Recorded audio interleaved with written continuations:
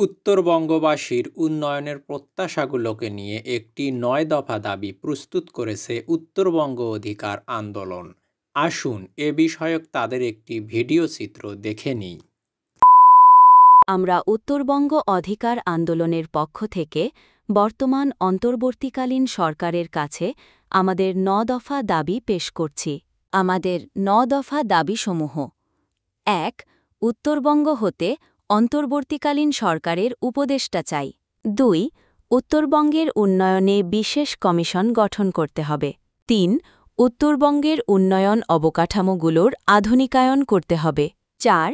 শিক্ষা ও প্রযুক্তি ক্ষেত্রে উত্তরবঙ্গের জন্য বিশেষ বরাদ্দের ব্যবস্থা করতে হবে। ৫. উত্তরবঙ্গের কৃষির উন্নয়ন ও আন্তর্জাতিকীকরণের পদক্ষেপ নিতে হবে। ৬. উত্তরবঙ্গকে শিল্পোন্নত করতে পদক্ষেপ নিতে হবে। ৭. উত্তরবঙ্গে দক্ষ জনশক্তি বৃদ্ধিতে বহুমুখী প্রশিক্ষণ প্রতিষ্ঠান গড়ে তুলতে হবে। ৮. উত্তরবঙ্গে আন্তর্জাতিক মানের বিমানবন্দর স্থাপন করতে হবে। ৯. উত্তরবঙ্গের জন্য ইতোমধ্যে প্রস্তাবনাকৃত উন্নয়ন প্রকল্পসমূহ দ্রুত বাস্তবায়ন করতে হবে।